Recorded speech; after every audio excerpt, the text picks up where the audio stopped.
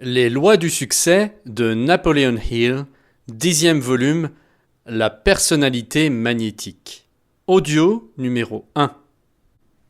Les employeurs sont toujours à la recherche d'une personne qui fasse mieux que d'habitude toutes sortes de travail, qu'il s'agisse d'emballer un paquet ou d'écrire une lettre de vente. Vous pouvez le faire si vous croyez que vous le pouvez.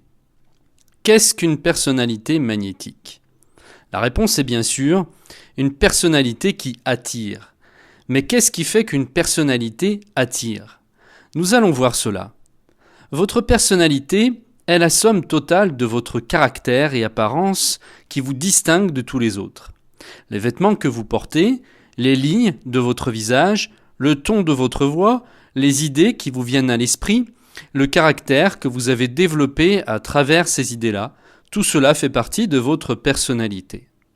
Si votre personnalité est attirante ou non est une autre question. La plus importante partie de votre personnalité est de loin celle représentée par votre caractère. C'est donc la partie qui n'est pas visible. Votre style vestimentaire et sa convenance constituent sans doute une autre partie très importante de votre personnalité, car il est vrai que les gens forment leurs premières impressions selon votre apparence extérieure. Même la façon dont vous serrez la main forme une partie importante de votre personnalité et explique en grande partie l'attraction ou la répulsion des gens à qui vous serrez la main. Cet art peut être cultivé.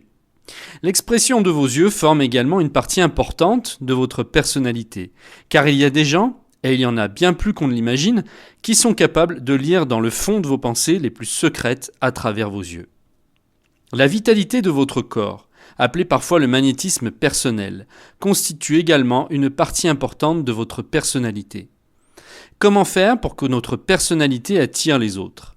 Nous allons voir maintenant comment arranger ces moyens extérieurs qui expriment la nature de notre personnalité afin qu'elle attire les autres plutôt que de les repousser. Il y a une façon qui vous permet d'exprimer l'ensemble de votre personnalité afin qu'elle soit toujours attirante, même si, physiquement, vous êtes aussi peu attrayant que la grosse femme du cirque. C'est en manifestant un vif intérêt pour ce que votre interlocuteur fait dans la vie, ses loisirs, etc. Permettez-moi d'illustrer exactement ce que cela signifie en vous racontant un événement qui a eu lieu il y a quelques années et qui m'a appris une leçon sur la maîtrise de l'art de la vente. Un jour, une vieille femme appela à mon bureau et envoya sa carte avec un message disant qu'elle devait me voir en personne. Aucune des secrétaires ne réussit à la convaincre de dévoiler la raison de sa visite. Du coup, je pensais qu'elle était une pauvre vieille qui voulait me vendre un livre. Puis, en me souvenant que ma propre mère était une femme, j'acceptais de la voir dans la salle de réception et d'acheter son livre, quel qu'il fût. Suivez attentivement tous les détails car vous aussi, vous pourriez apprendre une leçon sur la maîtrise de l'art de la vente à la suite de cet événement. La magie du sourire. Lorsque je traversais le couloir de mon bureau personnel, cette vieille femme qui se trouvait juste à l'extérieur du garde-corps menant à la salle de réception principale commença à sourire. J'ai vu beaucoup de gens sourire, mais je n'ai jamais vu personne sourire aussi gentiment que cette femme. C'était un de ces sourires contagieux qui captura immédiatement mon esprit et je commençai à sourire moi aussi. La poignée de main magnétique. Quand j'arrivai devant elle, la vieille femme tendit sa main pour serrer la mienne. Généralement, je ne me montre jamais chaleureux envers une personne que je rencontre pour la première fois, surtout lorsque je me sens obligé de la voir uniquement parce qu'il m'était très difficile de lui dire non au moment où elle m'avait prié de faire quelque chose que je ne voulais pas. Pourtant, cette aimable vieille femme me semblait si innocente et inoffensive que je lui tendis ma main et elle commença à la serrer. Après quoi, je découvris que non seulement elle avait un sourire attirant, mais aussi une poignée de main magnétique. Elle prit ma main fermement, mais pas de trop, et mon cerveau comprit tout de suite qu'elle me faisait les honneurs. Elle me fit sentir qu'elle était vraiment heureuse de serrer ma main, et je crois qu'elle l'était en effet. Je crois que sa poignée de main vint du fond du cœur, tout comme sa main. J'ai serré la main de plusieurs milliers de gens durant ma carrière, mais je ne me souviens pas avoir déjà rencontré quelqu'un qui ait compris l'art de le faire aussi bien que cette vieille dame. Au moment où elle toucha ma main, je me laissai glisser et je sus que quelle que fût la raison de sa visite, elle repartirait avec, et que je l'aiderais et l'encouragerais de mon mieux pour atteindre son but. Autrement dit, le sourire pénétrant et cette poignée de main chaleureuse m'ont désarmé et ont fait de moi une victime pleine de bonne volonté. D'un seul coup, cette vieille dame m'a dépouillé de cette fausse coquille dans laquelle je m'enferme quand les vendeurs viennent me vendre ou essaient de me vendre quelque chose que je ne veux pas acheter. En gros, cette gentille visiteuse a neutralisé mon esprit et m'a donné envie de l'écouter. Voici la pierre d'achoppement sur laquelle la plupart des vendeurs trébuchent et se rompent le cou. Métaphoriquement parlant, car essayer de vendre quelque chose à quelqu'un avant de l'avoir d'abord convaincu de vous écouter est un peu comme obliger la Terre d'arrêter de tourner, c'est totalement inutile. Remarquez bien que cette vieille dame a utilisé le sourire et la poignée de main comme outil pour ouvrir la fenêtre de mon cœur. Continuez à suivre l'histoire pour connaître la plus importante partie de la transaction. Le pouvoir du compliment.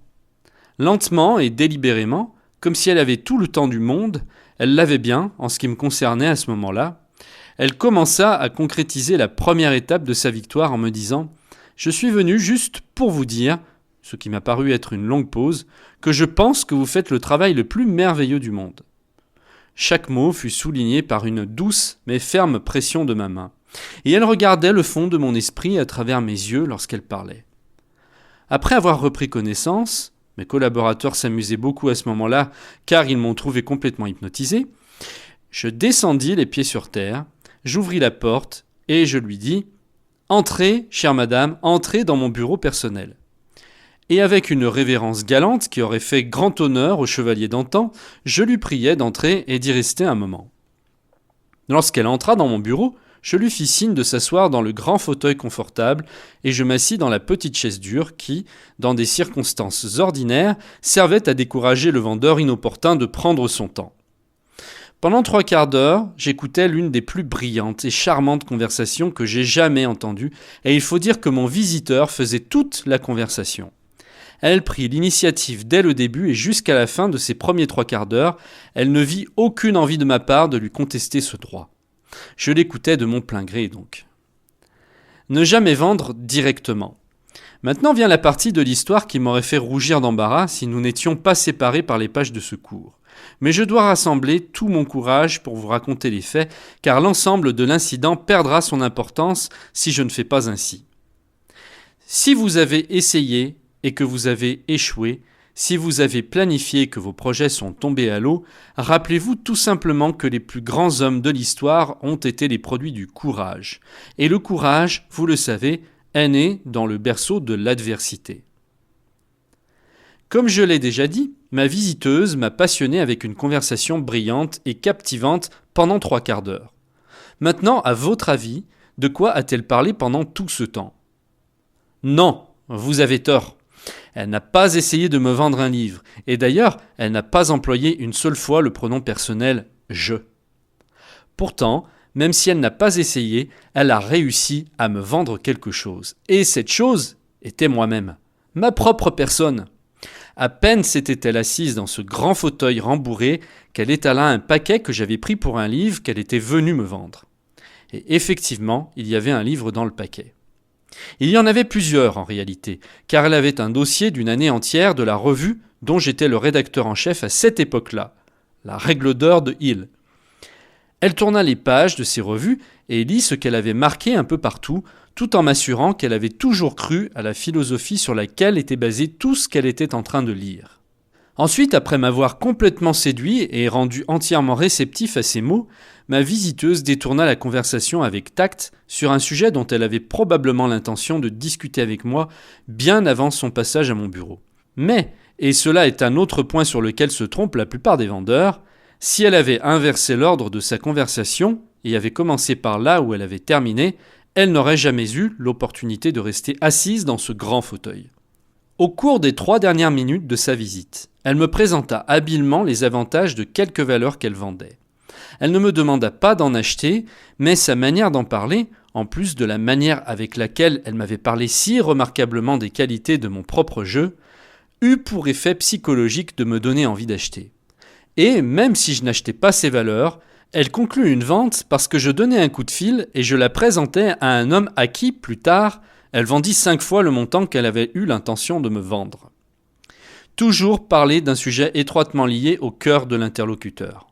Si cette même femme, ou une autre, ou un homme, ayant le même tact et la même personnalité qu'elle, me rendait visite, je m'assiérai à nouveau et j'écouterai pendant 3/4 d'heure.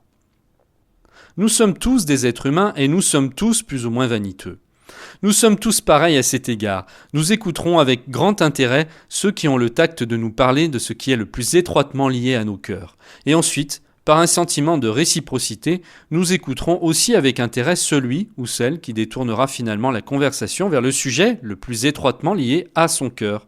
Et à la fin, nous ne nous limiterons pas à signer sur la ligne pointillée, mais en plus nous dirons « Quelle personnalité extraordinaire !» Ceci est un extrait du cours de Napoleon Hill, Les lois du succès. Pour recevoir l'intégralité de l'ouvrage, cliquez sur le lien qui apparaît en bas de cette vidéo.